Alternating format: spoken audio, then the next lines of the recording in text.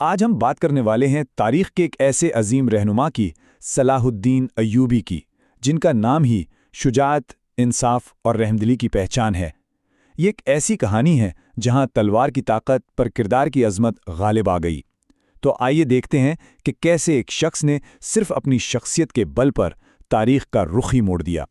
دیکھیں، یہ بات اس دور کی حقیقت کو بالکل سامنے لے آتی ہے۔ اس وقت مسلم دنیا اندرونی اختلافات اور بیرونی خطرات میں گھری ہوئی تھی۔ ہر حکمران اپنی چھوٹی سی ریاست بچانے کی فکر میں تھا، اور اتحاد کا تو جیسے کوئی تصور ہی نہیں بچا تھا۔ ایسے میں صلاح الدین ایک ایسی شخصیت بن کر ابھرے جنہوں نے نہ صرف میدان جنگ میں تاریخ بنائی، بلکہ اپنے کردار سے انصاف، اتحاد اور ایمان کی ایک ایسی مثال قائم کی جو آج بھی زندہ ہے۔ صلاح الدین کی کہانی کسی عام بادشاہ جیسی ہے ہی نہیں۔ ان کا سفر کسی تخت یا میدان جنگ سے شروع نہیں ہوتا، بلکہ علم و حکمت کی دنیا سے ہوتا ہے۔ آئیے دیکھتے ہیں کہ کیسے ایک عالم، ایک پڑھا لکھا انسان ایک عظیم حکمران کے روپ میں ڈھلتا ہے، اور یہی چیز ان کی قیادت کو سب سے منفرد بناتی ہے۔ صلاح الدین کی پیدائش تو ہوئی تکریت میں، لیکن ان کی پرورش ہوئی دمشق کے علمی ماحول میں۔ ان کا بچپن تلواروں کے سائے میں نہیں بلکہ کتابوں اور عالموں کی صحبت میں گزرا۔ علم، مذہب اور عاجزی، یہ وہ تین ستون تھے جن پر ان کی شخصیت کھڑی ہوئی، اور بعد میں یہی چیزیں ان کی قیادت اور ان کے ہر فیصلے کی بنیاد بنی۔ اس زمانے میں ایک لیڈر سے کیا امید کی جاتی تھی؟ یہی کہ وہ ایک بے رحم فاتح ہوگا جو طاقت کے زور پر حکومت کرے۔ لیکن صلاح الدین اس تصویر کے بالکل برعکس تھے۔ وہ ایک عالم تھے، ایک سوچنے والے انسان جو طاقت سے زیادہ اصولوں کو اہمیت دیتے تھے، اور ان کی یہی خوبی انہیں تاریخ کے باقی فاتحین سے الگ کرتی ہے، اور یہی ان کی سب سے بڑی طاقت بھی ثابت ہوئی۔ تو اب دیکھتے ہیں کہ یہ عالم شخصیت کیسے ایک عظیم سلطنت کے سلطان میں تبدیل ہوئی۔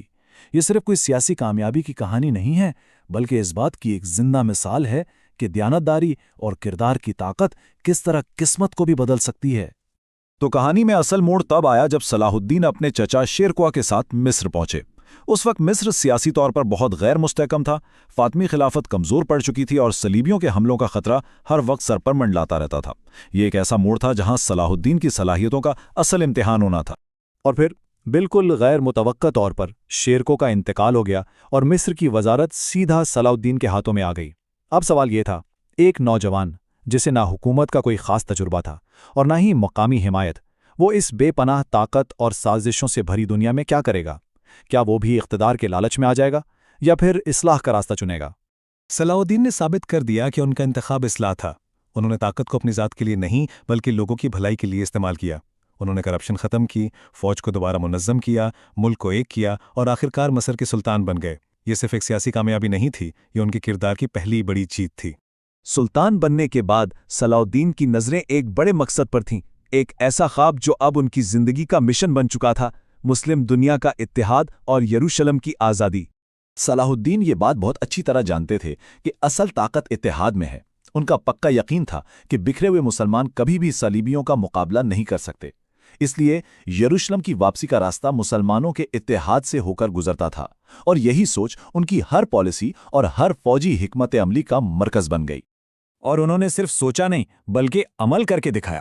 نور الدین زنگی کی وفات کے بعد انہوں نے بکھری ہوئی مسلم ریاستوں کو ایک جھنڈے تلے لانے کے لیے ایک لمبی اور مشکل مہم شروع کی۔ انہوں نے ڈپلومیسی سے کام لیا، اور جہاں ضروری ہوا وہاں فوجی طاقت بھی استعمال کی، اور مصر سے لے کر شام اور عراق تک ایک بہت بڑی سلطنت قائم کی۔ انہوں نے صرف زمینیں نہیں جیتیں بلکہ دلوں کو جوڑا اور ایک قوم بنائی۔ اب ہم کہانی کے اس عروج پر پہنچتے ہیں جس کے لیے صلاح الدین نے یہ ساری جد و جہد کی تھی، یعنی یروشلم کی واپسی کی مہم۔ یہ صرف ایک فوجی مہم نہیں تھی، بلکہ یہ ان کے کردار، ان کے صبر اور ان کی حکمت کا آخری امتحان تھا۔ یروشلم کو فتح کرنے سے پہلے ایک فیصلہ کن جنگ لڑی گئی، حطین کی جنگ۔ یہاں صلاح الدین کی فوجی ذہانت کمال پر نظر آتی ہے۔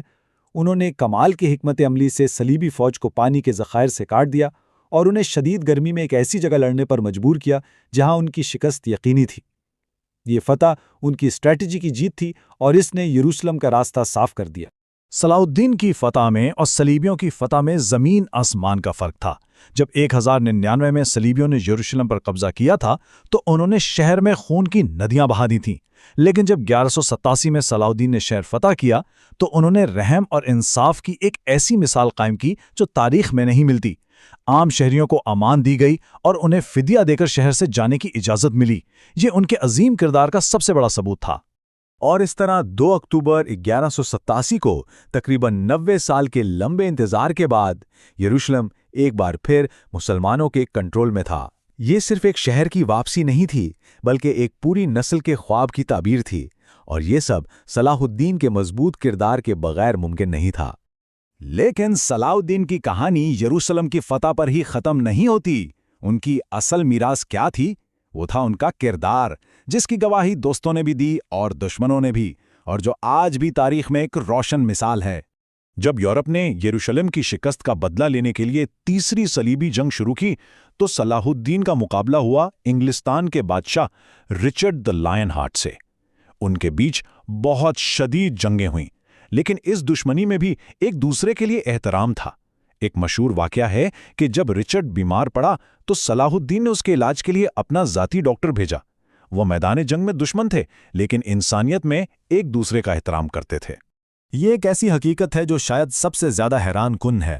اتنی بڑی سلطنت کا حکمران، لیکن جب ان کا انتقال ہوا تو ان کے خزانے میں صرف ایک سونے کا سکہ اور کچھ چاندی کے سکے تھے۔ انہوں نے اپنی ساری ذاتی دولت غریبوں، یتیموں اور بیواؤں میں بانٹ دی تھی۔